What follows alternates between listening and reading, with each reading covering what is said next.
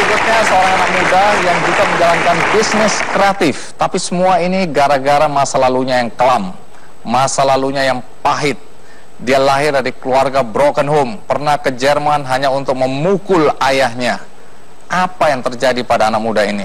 Dan bagaimana kemudian dia berbalik sekarang menolong anak-anak agar tidak mengalami apa yang pernah dialami ketika masa kecil. Mari kita sambut Ferly Mefik Musadi.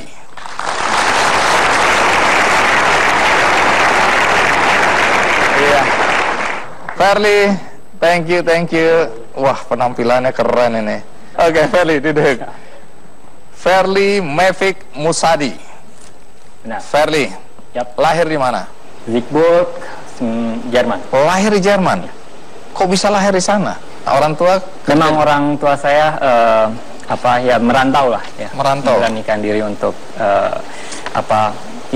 kerja di sana, sempat ketipu mereka juga, akhirnya benar-benar mulai dari nol juga di sana.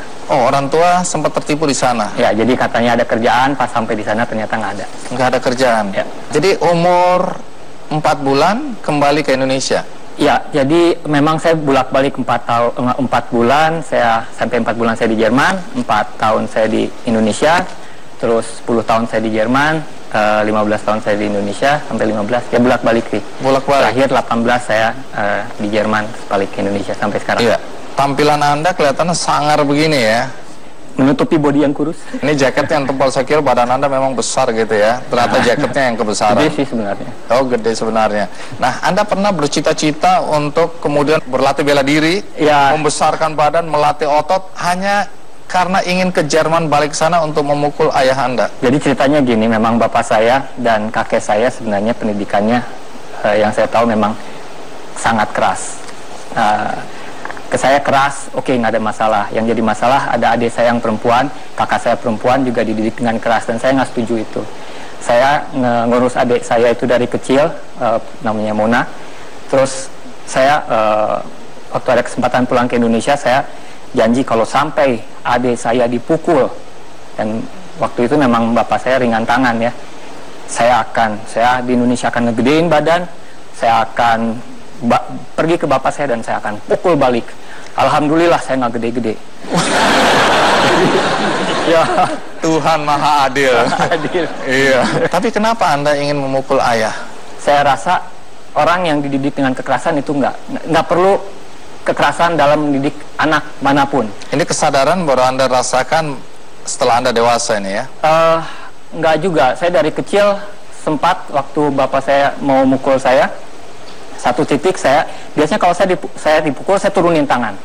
Kalau saya tahu saya salah, saya turunin tangan. Dan bapak saya waktu itu memang emosinya nggak pernah berkurang, jadi malah tambah. Malah dari hal-hal yang asalnya pakai tangan, apapun yang biasa dia ambil untuk mukul. Sampai saya didorong ke balkon, dikunci sama ibu tiri, karena ibu tiri saya takut terjadi apa-apa. Nah, satu titik saya bilang ke bapak saya tidak mau dipukul. Jadi sebelumnya saya latihan sama temen, tolong pukul saya, pengen tahu, saya pingsan nggak? Sampai teman saya bilang saya gila. Tapi saya nggak mau pingsan kalau dipukul bapak saya. Jadi akhirnya saya satu titik memang saya bikin kesalahan, terus bapak saya mukul, terus saya tahan tangan, terus bapak saya bilang turunin, terus saya bilang enggak, saya salah, aku salah, tapi saya bisa pakai omongan. Saya bisa diomongin, dan saya udah beritikat kalau memang terus-terusan saya akan membela diri. Dan di situ saya pikir tidak perlu adanya kekerasan dalam mendidik anak. Menarik, ini pengalaman hidup yang pahit ini ya. Banyak anak-anak yang lahir dari keluarga broken home, kemudian kehidupannya berakhir di jalanan. Ya, benar. Kriminal. Ya. Tidak semua, tapi kebanyakan seperti itu. Nah, yang menarik Anda tidak seperti itu. Banyak orang bertanya-tanya, kok bisa? Bahkan belakangan Anda melakukan kegiatan justru untuk melindungi agar anak-anak tidak mengalami kekerasan seperti yang Anda alami ya. Iya, benar. Nah, sebelum kita lanjutkan, ada baiknya kita ikuti lebih dulu liputan mengenai Ferly berikut. Anda sudah terpikirkan membentuk yayasan ya lebih dulu ya? Benar. Yayasan tujuannya apa? Menurut saya, bapak saya tidak sepenuhnya salah. Jadi memang ini ada communication gap. Menurut saya apa namanya, gap antara orang tua itu karena komunikasi yang tidak selalu terjalin. Maka itu saya bikin yayasan Adik Kakak zaman dulu. Fungsinya adalah untuk menjembatani antara budaya remaja dengan orang tua atau pihak yang dituakan. Jadi apa sih punk, apa sih metal, apa sih hardcore. Kalau nggak kenal nggak sayang, ya itulah, begitu. Jadi emang memperkenalkan, ini budayanya seperti ini, jadi jangan langsung menjudge. Menarik ya, ini berdasarkan pengalaman masa lalu juga ya. Ya. Jadi Anda tidak menyalahkan sepenuhnya ayah, Ya. tapi Anda melihat bahwa ini apa sih penyebabnya, dan Ya. Anda melihat bahwa komunikasi antara anak dan orang tua yang nggak nyambung ini ya. Ya, nggak boleh putus. Jalan, nggak boleh putus. Dari situ Anda membentuk yayasan. Ya. Supaya mengajarkan anak-anak dan orang tuanya agar komunikasi ini lebih baik. Ya. Sehingga tidak terjadi peristiwa pemukulan seperti yang Anda alami. Ya, benar. Untuk menghindari kekerasan. Ya. Menarik. Siapa saja anggotanya dulu? Zaman dulu kita berlima. Itu awal-awal bareng, tapi yang namanya yayasan ternyata salah ya, bikin yayasan nggak punya uang. Jadi, kesalahannya adalah bikin yayasan tapi nggak punya uang. Ya, jadi operasional cost-nya nggak tahu dari mana. Sana sini gini dan itu nggak nyaman buat kita dan nggak berkelanjutan. Tahun 2000 kita berjalan 1 tahun sampai 2001. Nah, terus dari situ dari adik kakak jadi suami istri. Ya. Apa maksudnya? Ya, saya menikah dengan salah satu pengurus yayasan. Ini mah pagar makan tanaman.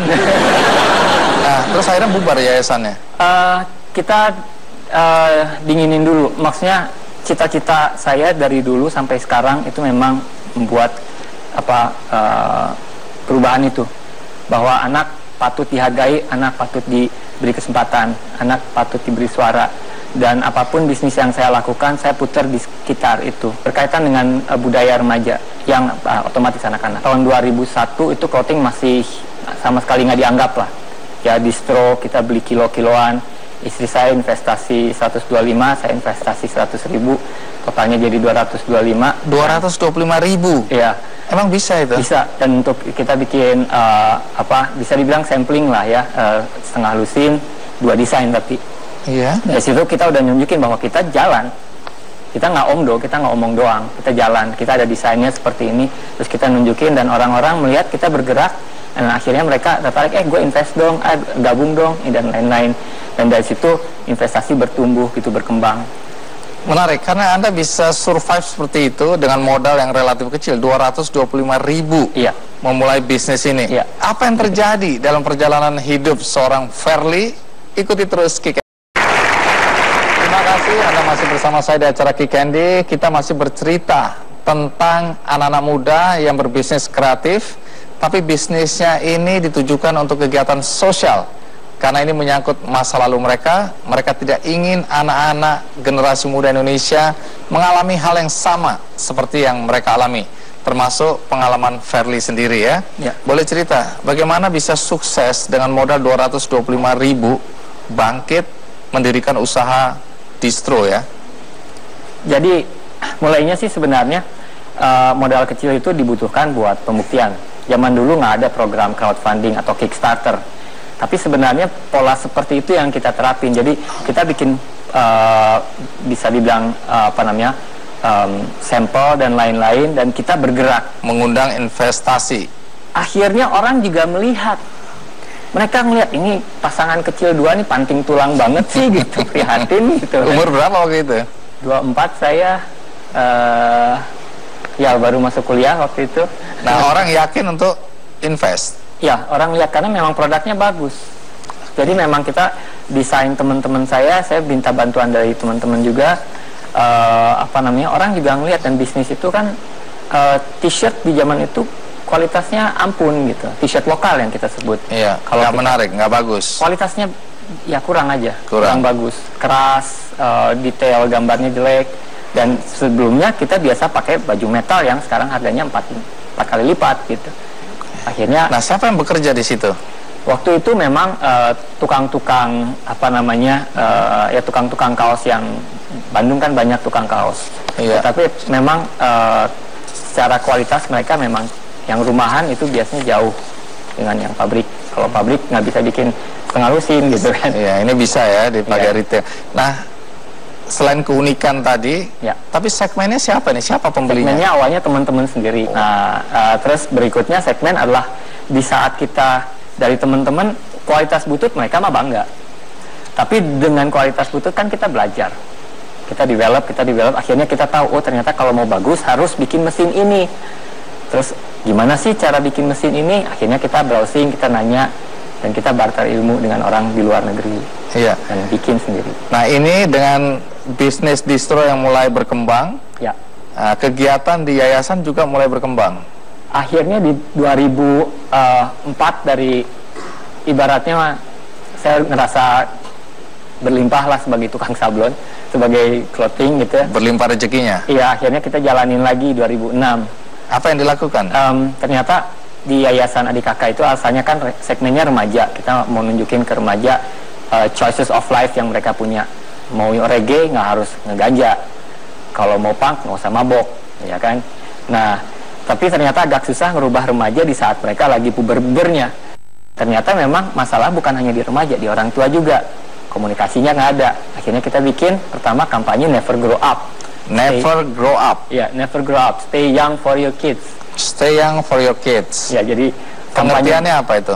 kampanye bermain 15 menit sehari dengan anak. Nah, ini sebenarnya Anda mencoba menyuarakan suara anak-anak Ya, benar. yang selama ini tidak didengar oleh orang dewasa ya. Ya, benar. Melalui apa? Jadi melalui kaos iya, kita sempat ada majalah-majalah kecil, kita mau wawancara. Terus kita kalau bikin kampanye juga mengangkat isu-isu anak-anak. Oh, ini ya, Ya. misalnya ya. All precious blood, ya saya itu darahmu loh gitu. Oh, saya ini darahmu. Jadi dia kalau pakai ini depan orang tuanya, orang tua harus sadar bahwa ini anaknya ini ya. Iya, jangan sampai kamu anaknya siapa. Jangan sampai lupa gini. Oke. Oh, ini size-nya anak-anak semua nih ya. Ya. Baik, menarik. Wah, kalau tahu Ini dulu baju ada, Natal. saya pakai ini dulu waktu kecil. Keren banget. Jadi apa yang Anda statement-statement ini sebenarnya statement anak-anak ditujukan kepada orang dewasa ya? Iya, jadi Baik. Ih, lucu-lucu sebenarnya ya. ini nyepet clothing owner sebenarnya. Oh, kenapa? Karena banyak brand-brand yang zaman dulu dari punk rock mereka di jalan terus sukses di distro dan lupa bahwa mereka pernah di jalan. Maksudnya kembaliin dong hasil sebagian ke jalan. Kembali ke jalan untuk mementaskan anak-anak jalanan. Nah, ini peringatan bagi ayah-ayah yang tukang rokok ini ya. Ini statement anak-anak loh ya. Jadi kalau bapaknya lihat sini setiap hari, lama-lama malu hati juga ya. Kalau istrinya yang ngomong nggak didengerin ya. Enggak. Tapi mudah-mudahan anaknya yang ngomong, orang tua mendengar. Jaga jarak. Jaga jarak. Ya, sebentar. Baik, ini produk-produk bagus, nggak ada salahnya kalau kita bagikan kepada para penonton, tapi terbatas. Karena itu siapa yang di bawah kursinya ada pita berwarna biru, dia akan mendapatkan produk-produk dari Fairly. Iya. Semua boleh ngintip di bawah. Ada yang sudah pegang, dapat. Ada 40 produk parental yang akan dibagikan kepada yang memegang pita berwarna biru.